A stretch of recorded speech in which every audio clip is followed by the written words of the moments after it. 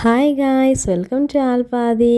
So இன்றைக்கி வீடியோவில் பார்த்தீங்கன்னா நம்ம இத்தனை நாள் கஷ்டப்பட்டு கடைசியாக ஒரு கார்மெண்ட் வந்து ஃபினிஷ் பண்ணிட்டோம். அது என்னென்னு பார்த்தீங்கன்னா அந்த டிசைனர் கார்மெண்ட் தான். ஆக்சுவலாக அன்றைக்கி நான் சொல்லியிருந்தேன், டிசைனர் கார்மெண்ட்டில் வந்துட்டு 3 லேயர்ஸ் தான் பண்ணியிருக்கேன், லாஸ்ட்டாக ஒரு லேயர் வந்து பண்ணல, பிகாஸ் அது வந்து ரொம்ப டைம் வந்து கன்சியூம் ஆகுது அப்படின்னு சொல்லிட்டு. ஸோ அதை ஃபைனலாக வந்து கம்ப்ளீட் பண்ணிட்டோம்.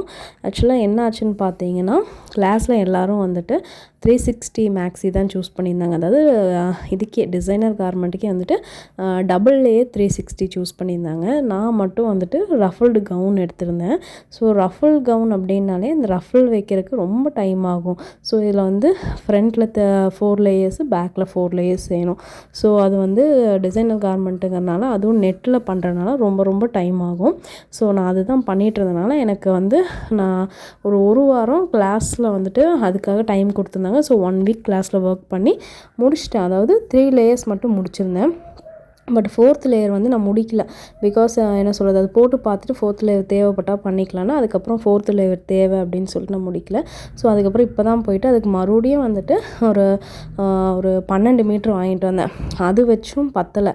அதுக்கப்புறம் பார்த்தீங்கன்னா மறுபடியும் வந்துட்டு ஒரு 10 மீட்டர்ஸ் வாங்கினேன். டோட்டலாக வந்துட்டு இந்த ஃபேப்ரிக் வந்து நான் எத்தனை இது யூஸ் பண்ணியிருக்கேன்னு பார்த்தீங்கன்னா, ஒரு உள்ள லைனிங்காக இருக்கட்டும், அதுக்கப்புறம் உள்ள லைனிங்கே 2 இது கொடுத்துருப்போம். ஒன்று வந்துட்டு ரேயானில் கொடுத்துருக்கேன், அதுக்குள்ளே பார்த்தீங்கன்னா ஒன்று காட்டனில் கொடுத்துருப்பேன்.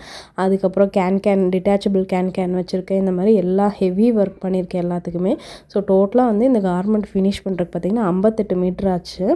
ஸோ இதோட எஸ்டிமேட் எப்படி போடுறது, இந்த கவுனோட காஸ்ட் எவ்வளோ, எல்லாமே நான் சொல்கிறேன் அப்கமிங் வீடியோஸில். இன்றைக்கி சொல்லலை, ஏன்னா இந்த கவுன் வந்துட்டு நான் இப்போ சேல் பண்ணலான்ட்டு இருக்கேன். ஓகேங்களா. ஸோ நான் அது காஸ்ட் வந்துட்டு நாளைக்கு வீடியோவில் வந்துட்டு இதை இன்னும் ஃபோட்டோஷூட் எடுக்கணும். பட் எனக்கு வந்துட்டு அதை எடுத்து முடிச்சுட்டு நான் உங்களுக்கு ப்ரைஸ் ரிவீல் பண்ணுறேன். இந்த கார்மெண்ட்டுக்கு பார்த்திங்கன்னா எஸ்பெஷலி வந்துட்டு நான் ரொம்ப ஹார்ட் ஒர்க் போட்டிருப்பேன். ஆக்சுவலாக நமக்கு வீட்டில் குழந்தை இருக்குது, அந்த மாதிரினாலே நம்ம குழந்தையும் பார்த்துக்கணும், நம்ம ஒர்க்கையும் பண்ணணும். இது போக எனக்கு இன்னொரு பிஸ்னஸ் வேறு இருக்குது. ஸோ எல்லா ஒர்க்கையும் பண்ணிவிட்டு எப்பப்போ டைம் கிடைக்குதோ அப்பப்போ இந்த ரஃபிள்ஸ் நான் துணி வாங்கிக்கிட்டே இருந்தேன். ஏன்னா இவ்வளோ துணி தான் இதுக்கு ஆகும்னு வந்துட்டு எஸ்டிமேட் பண்ண முடியல. பிகாஸ் ரஃபிள்ஸுங்கிறனால நம்ம வைக்கிறது தான் அதில் கணக்கு. ஸோ நான் மெஷர்மெண்ட் எடுத்திருந்தேன். வந்து ரஃபிள்ஸ் வந்து பார்த்திங்கன்னா அட்டாச் பண்ண பத்தவே மாட்டேங்குது. ஸோ ஃபைனலாக அதை முடிச்சிட்டேன். பட் உன்னையும் வந்து பார்த்திங்கன்னா இதில் வந்து டாப் பார்த்திங்கன்னா கொஞ்சம் ப்ளைனாக இருக்கிற மாதிரி இருந்துச்சு. அதை கொஞ்சம் ஸ்டோன் ஒர்க் பண்ணலான்னு நான் ரீசெண்டாக தான் யோசிச்சிருக்கேன்.